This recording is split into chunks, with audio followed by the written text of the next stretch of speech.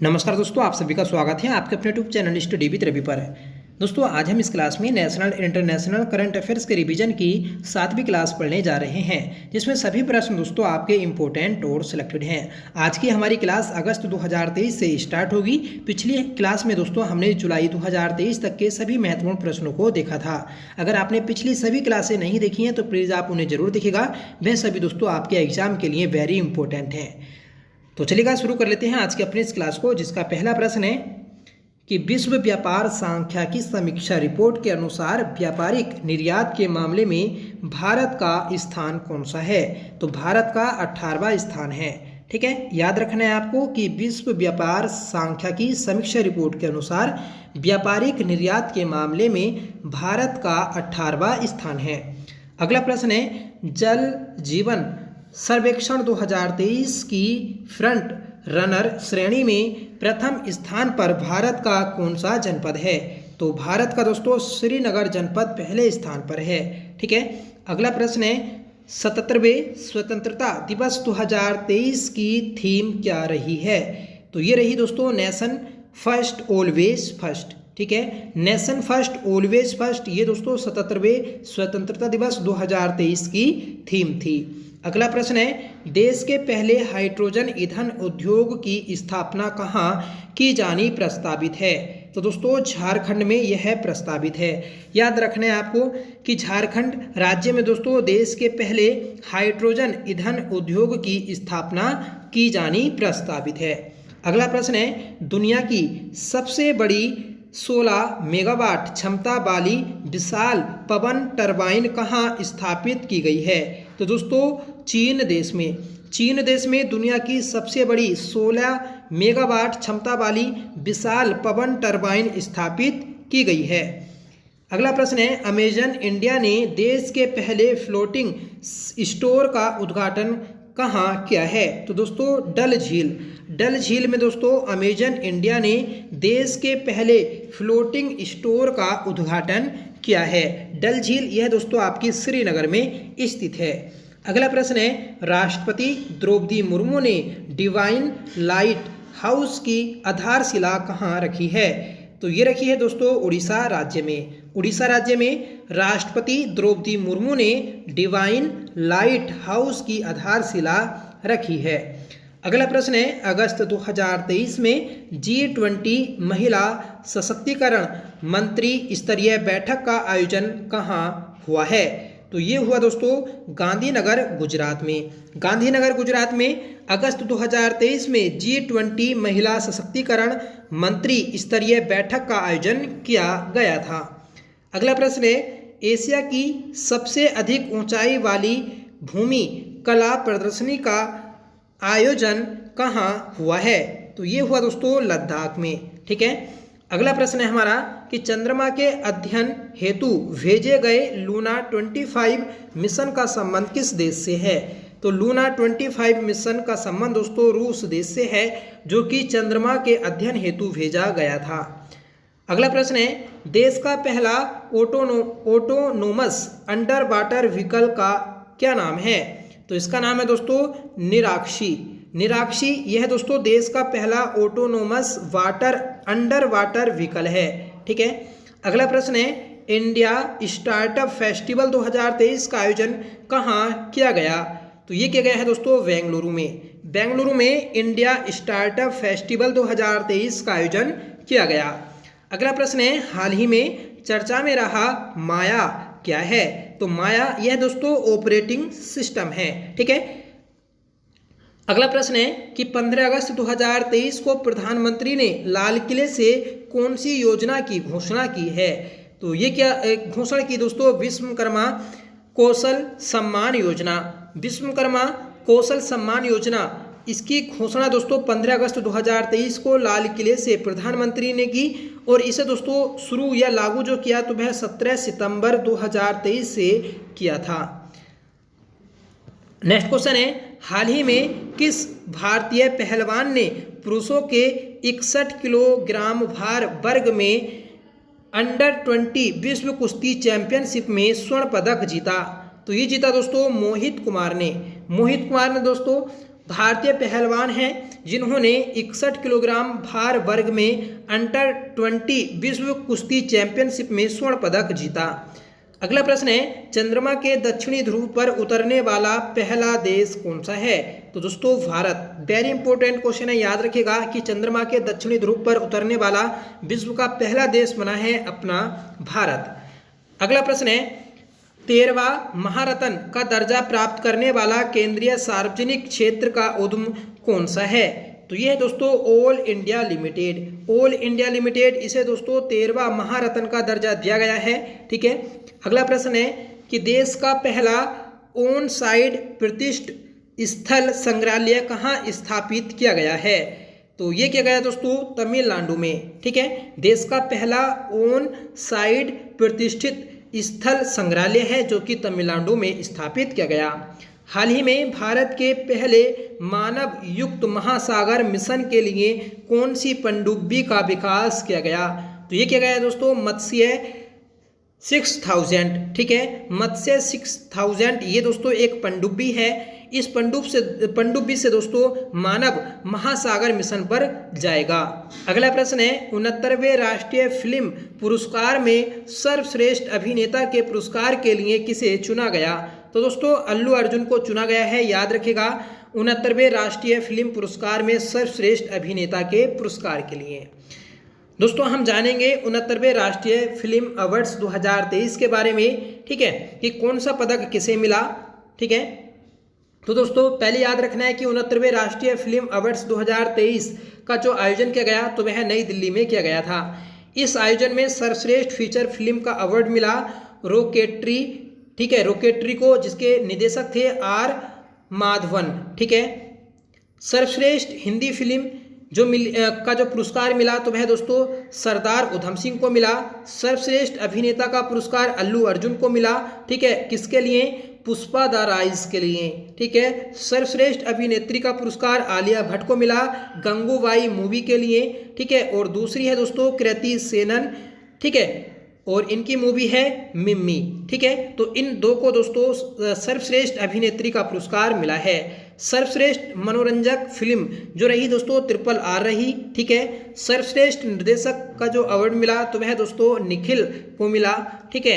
सर्वश्रेष्ठ सहायक अभिनेता का पुरस्कार पंकज त्रिपाठी को मिला, जबकि दोस्तों सर्वश्रेष्ठ सहायक अभिनेत्री का पुरस्कार जो मिला तो वह दोस्तों पल्लवी जोशी को मिला था। तो 69वें राष्ट्रीय फिल्म पुरस्कारों में दोस्तों सर्वश्रेष्ठ जो फिल्म रही, निर्देशक रहे, अभिनेत्री, अभिनेता, तो वह हमने सभी जाने। ठीक है। अगला प्रश्न रहेगा हमारा कि प्रधानमंत्री मोदी द्वारा प्रतिवर्ष राष्ट्रीय अंतरिक्ष दिवस कब मनाए जाने की घोषणा की गई? तो दोस्तों प्रतिवर्ष 23 अगस्त को राष्ट्रीय अंतरिक्ष दिवस मनाया जाएगा। ठीक है। अगला प्रश्न है कि हंगरी में आयोजित विश्व एथलेटिक्स चैंपियनशिप 2023 में नीरज चोपड़ा ने भारत के लिए कौन सा पदक जीता? तो दोस्तों गोल्ड मेडल, स्वर्ण पदक जीता है। ठीक है, आपको कमेंट करके बताना है कि नीरज चोपड़ा का संबंध किस खेल से है। ठीक है। नेक्स्ट क्वेश्चन है कि हाल ही में किस देश द्वारा आयोजित ब्राइट स्टार 2023 अभ्यास में भारतीय वायुसेना ने पहली बार भाग लिया है?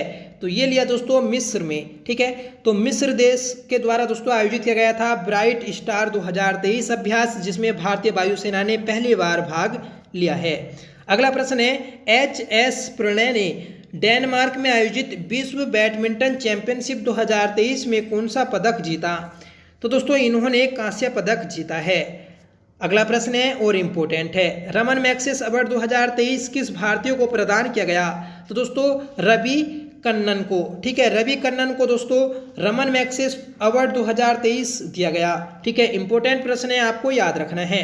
डॉक्टर रवि कन्नन असम के कछार cancer hospital and research centre के निदेशक हैं, जिन्होंने दोस्तों सर्जिकल ओंकोलॉजिस्ट तथा पद्मश्री पुरस्कार से सम्मानित किया गया है। मतलब ये जो है दोस्तों ओंकोलॉजिस्ट हैं। ओंकोलॉजिस्ट कौन होता है दोस्तों? जो कैंसर के बारे में जानता है। मतलब जो ओंकोलॉजी होती है तो वह कैंसर का अध्ययन होता है, और जो इस ओंकोलॉजी के बारे में जानता है उसे ओंकोलॉजिस्ट कहते हैं। ठीक है, तो कैंसर विशेषज्ञ थे रवि कन्नन, जिन्हें दोस्तों डॉक्टर रमन मैग्सेस अवार्ड 2023 दिया गया है। रमन मैग्सेस पुरस्कार को दोस्तों एशिया का नोबेल कहते हैं, ये आप याद रखिएगा, ठीक है। और यह फिलीपींस सरकार के द्वारा दिया जाता है। बात करेंगे कि इस सम्मान की, तो जन केंद्रित तथा गरीबों के कल्याण हेतु निःशुल्क उपचार, आवास, रोजगार, कैंसर के उपचार में क्रांति लाने के लिए इन्हें यह पुरस्कार दिया गया। अगला प्रश्न है कि मिस अर्थ इंडिया 2023 का खिताब किसने जीता? तो यह दोस्तों प्रियन सेन ने, ठीक है, प्रियन सेन ने दोस्तों मिस अर्थ इंडिया 2023 का खिताब जीता है। यह दोस्तों राजस्थान की रहने वाली हैं, ठीक है। अगला प्रश्न है डुरंड कप 2023 का खिताब किसने जीता? तो डुरंड कप इसका खिताब जीता है दोस्तों मोहन बागवान ने, ठीक है। जो मोहन बागवान क्लब है इसने दोस्तों डुरंड कप को जीता था। और यह दोस्तों फुटबॉल का एक कप ट्रॉफी है, ठीक है, या फिर टूर्नामेंट है। दोस्तों डुरंड कप 2023 का जो आयोजन किया गया तो यह है 132वां संस्करण था। इसका आयोजन 3 अगस्त से 3 सितंबर 2023 तक असम में किया गया। इसकी विजेता रही दोस्तों मोहन बागवान टीम और उपविजेता रही पूर्वी बंगाल। अगला प्रश्न है कि अजरबैजान के बाकू में आयोजित वर्ल्ड शूटिंग चैंपियनशिप 2023 की पदक तालिका में भारत कौन से स्थान पर रहा? तो दोस्तों तीसरे स्थान पर रहा है। सबसे पहले याद रखिएगा कि अजरबैजान के बाकू में दोस्तों वर्ल्ड शूटिंग चैंपियनशिप 2023 आयोजित की गई थी, जिसकी पदक तालिका में तीसरा स्थान भारत को मिला, ठीक है। भारत ने कुल दोस्तों 14 पदक जीते, जिसमें 6 स्वर्ण और 8 रजत थे। अगला प्रश्न है कि क्रिकेट का एशियन कप 2023 किसने जीता? तो क्रिकेट का एशिया कप 2023 ये दोस्तों भारत ने जीता था, जबकि उपविजेता टीम रही श्रीलंका। दोस्तों इसका आयोजन किया गया था श्रीलंका में, ठीक है। तो तीनों पॉइंट याद हैं कि एशिया कप भारत ने जीता, उपविजेता श्रीलंका रही और इसका आयोजन दोस्तों श्रीलंका में किया गया। दोस्तों एशिया कप भारत ने 8 बार अभी तक जीता है, ठीक है। और 2023 में जो एशिया कप हुआ इसमें प्लेयर ऑफ द टूर्नामेंट का पुरस्कार मिला कुलदीप यादव को। फाइनल मुकाबले में प्लेयर ऑफ द मैच का पुरस्कार मोहम्मद सिराज को मिला था। अगला प्रश्न है हमारा कि स्टैचू ऑफ वननेस किस राज्य में बनाया गया है? तो स्टैचू ऑफ वननेस यह दोस्तों मध्य प्रदेश राज्य में बनाया गया है, ठीक है। मध्य प्रदेश का स्थल है दोस्तों ओंकारेश्वर, ठीक है, जहां पर इसे बनाया गया है। और ये जो स्टैचू है तो यह दोस्तों आदि शंकराचार्य की 108 फीट ऊंची मूर्ति है। अगला प्रश्न है हाल ही में घोषित भारत का 41वां और 42वां विश्व धरोहर स्थल शांति निकेतन और होयसाला के पवित्र मंदिर समूह किस राज्य में स्थित हैं? तो दोस्तों जो आपका शांति निकेतन है यह पश्चिम बंगाल में है, ठीक है। और होयसाला के पवित्र मंदिर समूह जो है तो यह दोस्तों कर्नाटक में स्थित है। वेरी इंपॉर्टेंट क्वेश्चन है दोस्तों जीके के संबंध में भी, ठीक है। आपसे पूछा जा सकता है कि भारत में अभी तक कितने विश्व धरोहर स्थल हैं? तो दोस्तों 42, ठीक है, जो 42वां है, ठीक है। तो वह आपका होयसाला के मंदिर है जो कि कर्नाटक में स्थित है। और 41वां दोस्तों शांति निकेतन जो कि आपका पश्चिम बंगाल में है। अगला प्रश्न है और वेरी इंपॉर्टेंट है दोस्तों आपके एग्जाम के लिए, उत्तराखंड के एग्जाम में दोस्तों पूछा भी जा चुका है कि 128वां संविधान संशोधन विधेयक 2023 किस से संबंधित है? तो यह दोस्तों महिला संरक्षण बिल से संबंधित है, ठीक है। तो जो 128वां संविधान संशोधन विधेयक बिल था दोस्तों तो यह आपका महिला आरक्षण बिल से संबंधित है, जिसे दोस्तों नारी शक्ति बंधन अधिनियम के नाम से जाना गया, ठीक है। इसके माध्यम से दोस्तों लोकसभा राज्यसभा में दोस्तों महिलाओं को आरक्षण दिया जाएगा। बात करेंगे कि इस बिल की, तो यह बिल दोस्तों लोकसभा में जो पेश किया गया 19 सितंबर 2023 को पेश किया गया था। और दोस्तों इसे जो पारित किया गया था लोकसभा में तो 20 सितंबर 2023 को पारित किया गया था। इस बिल को जो मत मिले तो वह दोस्तों 454 मत मिले और विपक्ष में जो रहे तो वह दोस्तों 2 मत रहे हैं, ठीक है। अब बात करेंगे दोस्तों हम कि राज्यसभा में पारित जो हुआ तो यह आपका 21 सितंबर को राज्यसभा में पारित हुआ था। मतलब 20 सितंबर को लोकसभा में और उससे अगले दिन 21 सितंबर को राज्यसभा में पारित हुआ। 128वां संविधान संशोधन विधेयक जो पेश किया था तो वह दोस्तों विधि एवं न्याय मंत्री अर्जुन राम मेघवाल ने पेश किया था। ये भी दोस्तों इंपॉर्टेंट है क्योंकि सभी को पता है कि 128वां संविधान संशोधन विधेयक बिल जो है तो वह आपका महिला आरक्षण बिल से संबंधित है, ठीक है। पर इसे पेश किसने किया था, तो ये दोस्तों विधि एवं न्याय मंत्री थे अर्जुन राम मेघवाल, जिन्होंने इसे पेश किया था। दोस्तों लोकसभा में 543 सीटों में से 33% सीटें मतलब 181 सीटें महिलाओं हेतु आरक्षित की गई हैं। नए संसद भवन में पेश किए जाने वाला पहला विधेयक भी दोस्तों आपका महिला आरक्षण बिल है। अर्जुन राम मेघवाल द्वारा लोकसभा में 4 संशोधन बिल का प्रस्ताव रखा गया था, ठीक है, जिसमें पहला प्रस्ताव जो था दोस्तों तो वह अनुच्छेद 239 में आर्टिकल 239 इसमें एनसीआर में 33% आरक्षण को लेकर, अनुच्छेद 330 में, ठीक है, लोकसभा में 33% आरक्षण को लेकर, ठीक है। और जो तीसरा बिल था तो वह दोस्तों अनुच्छेद 33 में, ठीक है, 33 में राज्य विधानसभाओं में 33% आरक्षण को लेकर था। चौथा बिल दोस्तों अनुच्छेद 33 में ही था, ठीक है, जिसमें 15 वर्ष हेतु यह आरक्षण का प्रावधान किया गया है। अगला प्रश्न है हमारा कि 19वें एशियन गेम्स का आयोजन कहाँ किया गया, तो 19वें एशियन गेम्स 2023 का जो आयोजन किया गया तो वह दोस्तों हांगशाओ में किया गया।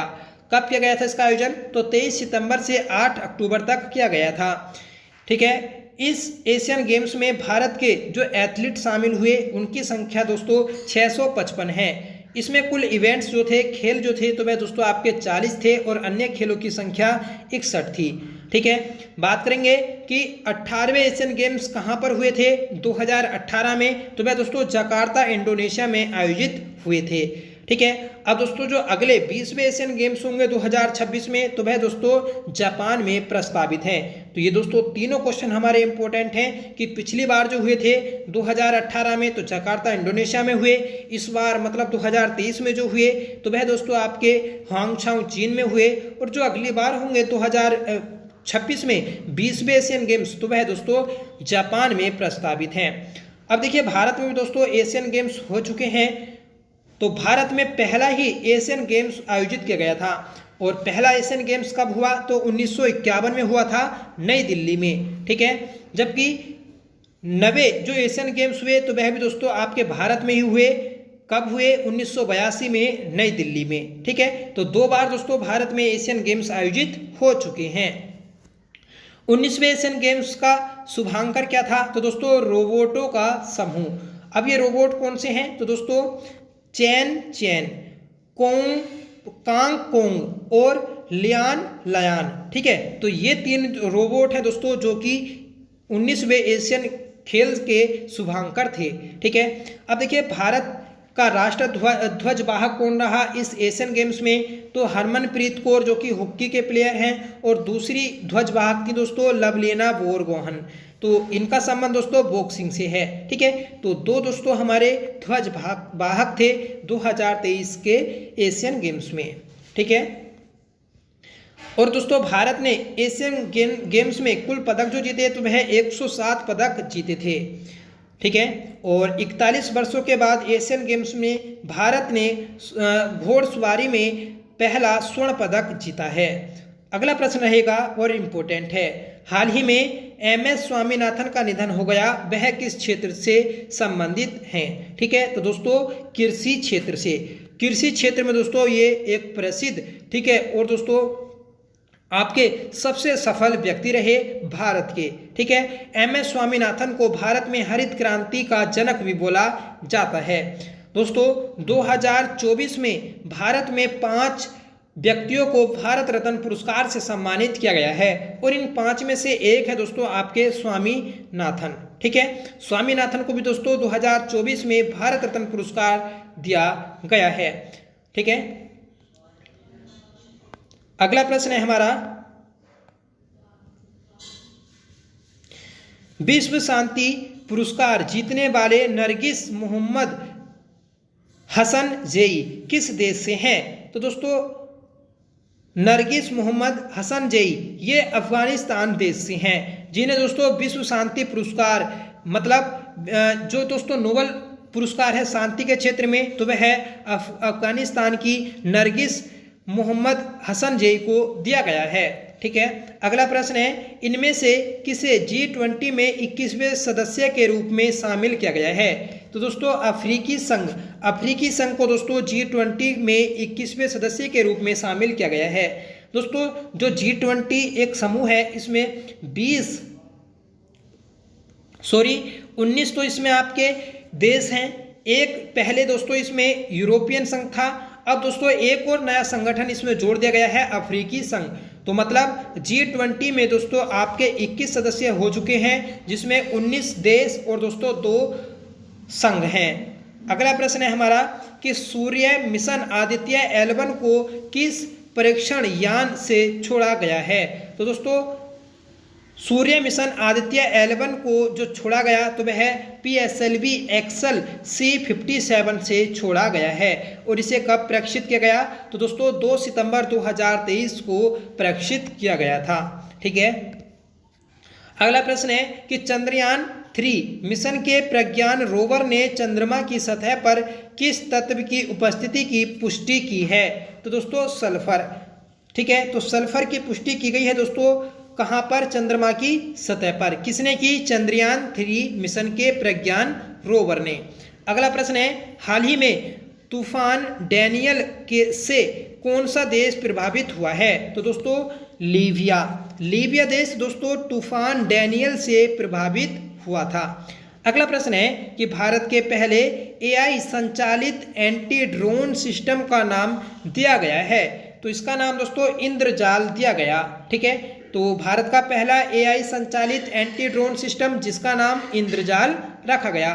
दोस्तों आपके सभी क्वेश्चन एग्जाम ओरिएंटेड हैं एकदम दोस्तों, आपके एग्जाम में हूबहू देखने को मिलेंगे। आप ये नहीं कह सकते कि सर ये आपका एग्जाम में नहीं आएगा। हर एक प्रश्न दोस्तों आपके एग्जाम के लिए वेरी इंपॉर्टेंट है। प्लीज़ आप वीडियो के एंड तक बने रहिएगा। अगर आप सभी पार्ट्स देखते हैं हमारी सीरीज के तो दोस्तों आपका 2023 से कोई भी क्वेश्चन नहीं छूटेगा, आपसे ये मेरा वादा है। तो प्लीज़ सहयोग करिएगा, दोस्तों में शेयर करिएगा, पूरी वीडियो जरूर देखिएगा। दोस्तों आप अगर पूरी वीडियो देखते हैं तो दोस्तों आपको जरूर बेनिफिट मिलेगा। ठीक है, तो प्लीज़ वीडियो के अंत तक जरूर बने रहें। ठीक है, चलिए अगला प्रश्न हम देखते हैं। तो 18वें पूर्वी एशिया शिखर सम्मेलन और 20वें आसियान भारत शिखर सम्मेलन का आयोजन कहाँ किया गया? तो दोस्तों इंडोनेशिया में। 18वें पूर्वी एशिया शिखर सम्मेलन और 20वें आसियान भारत शिखर सम्मेलन का आयोजन इंडोनेशिया में किया गया है। भारत दोस्तों आसियान का सदस्य नहीं है। ठीक है, ये भी आपको याद रखना है। अगला प्रश्न है, वन नेशन वन इलेक्शन हेतु किसकी अध्यक्षता में समिति का गठन किया गया? तो वन नेशन वन इलेक्शन के लिए दोस्तों एक नई समिति का गठन किया गया था, जिसके अध्यक्ष बनाए गए रामनाथ कोविंद। ठीक है, जो कि हमारे पूर्व राष्ट्रपति थे। वन नेशन वन इलेक्शन का मतलब क्या है कि जैसे दोस्तों आपके क्या होता है कि इस साल किसी 5 राज्यों में विधानसभा चुनाव हुए, अगले साल किसी दूसरे राज्य में होंगे, अगले साल किसी दूसरे में होंगे, मतलब आपके हर साल कहीं ना कहीं दोस्तों विधानसभा चुनाव होते रहते हैं। तो इसी को दोस्तों एक साथ मतलब एक समय में सभी राज्यों में एक बार विधानसभा चुनाव कराना वन नेशन वन इलेक्शन एक पहल है। ठीक है, अगला प्रश्न है हमारा कि US ओपन 2023 के पुरुष युगल का खिताब किसने जीता? तो दोस्तों राजीव राम और जोसे लिसवारी ने जीता है। ठीक है, अगला प्रश्न है US ओपन 2023 की महिला एकल का खिताब किसने अपने नाम किया? तो ये क्या है दोस्तों? कोको गोफ ने। ठीक है, कोको गोफ ने US ओपन 2023 की महिला एकल का खिताब अपने नाम किया है। कोको गोफ जो है यह दोस्तों आपकी 19 वर्षीय अमेरिकी निवासी हैं, जिनका यह पहला खिताब है। अगला प्रश्न है, हाल ही में कितने कलाकारों को संगीत नाटक अकादमी अमृत पुरस्कार प्रदान किया गया? तो फ्रेंड्स 8 कलाकारों को संगीत नाटक अकादमी अमृत पुरस्कार दिया गया है। ठीक है, अगला प्रश्न है, पुराने संसद भवन का नाम क्या रखा गया है? तो संविधान सदन, मतलब जो हमारा पुराना संसद भवन था उसका नाम दोस्तों संविधान सदन रखा गया है। अगला प्रश्न है जम्मू कश्मीर के उधमपुर रेलवे स्टेशन का नाम बदलकर क्या कर दिया गया है? तो दोस्तों शहीद कैप्टन तुषार महाजन रेलवे स्टेशन। ठीक है, तो जम्मू कश्मीर के उधमपुर रेलवे स्टेशन का नाम तुषार महाजन रेलवे स्टेशन किया गया। अगला प्रश्न है हाल ही में भारतीय फिल्म एवं टेलीविजन संस्थान के अध्यक्ष पद पर किसे नियुक्त किया गया है? तो दोस्तों रंगनाथन माधवन को। ठीक है, तो रंगनाथन माधवन यह दोस्तों नए अध्यक्ष बनाए गए हैं भारतीय फिल्म एवं टेलीविजन संस्थान के।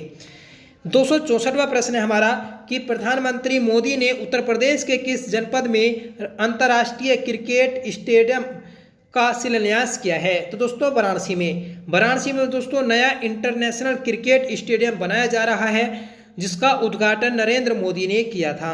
अगला प्रश्न है कि संयुक्त सैन्य अभ्यास युद्ध अभ्यास 23 किन देशों में होगा? तो ये दोस्तों भारत अमेरिका में होगा जो कि 19वां संस्करण आयोजित होना है। ठीक है, और दोस्तों इसका आयोजन अलास्का अमेरिका में किया जाएगा। तो युद्ध अभ्यास 23 का संबंध किन देशों से है? भारत और अमेरिका। ठीक है, अगला प्रश्न है कि चक्रवात प्रभावित म्यांमार की सहायता के लिए भारत ने कौन सा ऑपरेशन प्रारंभ किया था? तो ये क्या था दोस्तों? ऑपरेशन करुणा। दोस्तों ऑपरेशन काफ़ी ज़्यादा एग्जाम में पूछे जाते हैं और उत्तराखंड के अधिकतर एग्जाम में ऑपरेशन पूछे गए हैं। ठीक है, किसी किसी एग्जाम में दोस्तों 2-2, 3-3 ऑपरेशन पूछे गए हैं, तो इम्पोर्टेंट है आपके उत्तराखंड के किसी भी एग्जाम के लिए।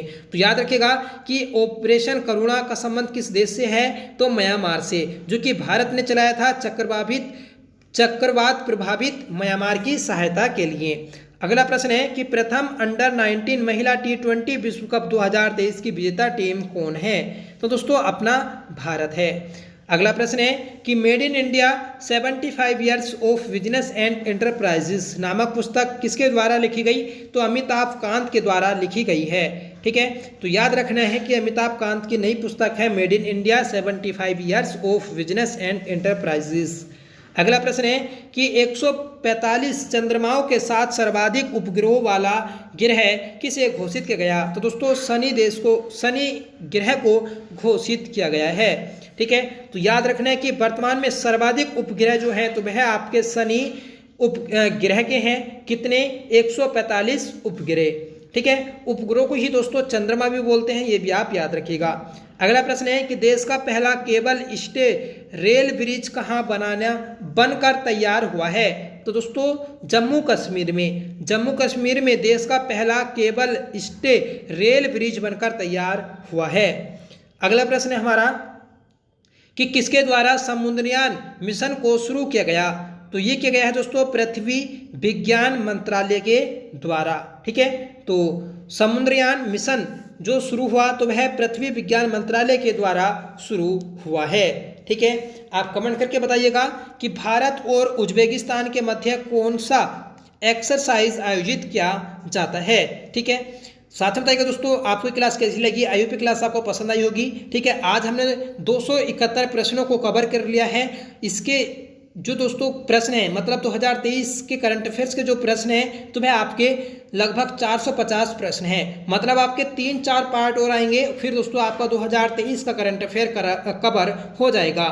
हम दोस्तों वर्तमान में इस सीरीज के माध्यम से राष्ट्रीय अंतर्राष्ट्रीय करंट अफेयर्स को पढ़ रहे हैं। इससे पहले दोस्तों हमने उत्तराखंड करंट अफेयर्स को भी कवर किया था। ठीक है, ये हमारी जो बुक है ये दोस्तों आपकी विंसर ईयर बुक है 2024 वाली। ठीक है, जो कि आपके एग्जाम के लिए वेरी इंपॉर्टेंट है, क्योंकि हर एक एग्जाम में जो करंट अफेयर पूछा जाता है उसमें से लगभग 90% जो क्वेश्चन होते हैं तो वह आपके विंसर ईयर बुक से ही पूछे जाते हैं। ठीक है, तो आईयूपी क्लास आपको पसंद आई होगी। अगर आपको पसंद आई हो तो प्लीज़ इसे लाइक करिएगा, दोस्तों में शेयर करिएगा, और आप हमारे चैनल पर पहली बार विजिट कर रहे हैं तो प्लीज़ आप चैनल को सब्सक्राइब जरूर कर लीजिएगा। ये आपसे मेरी रिक्वेस्ट है।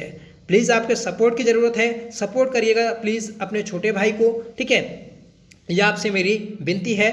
ठीक है, तो चलिए मिलते हैं अगली क्लास के साथ। तब तक के लिए bye. Thank you so much for watching. जय हिंद।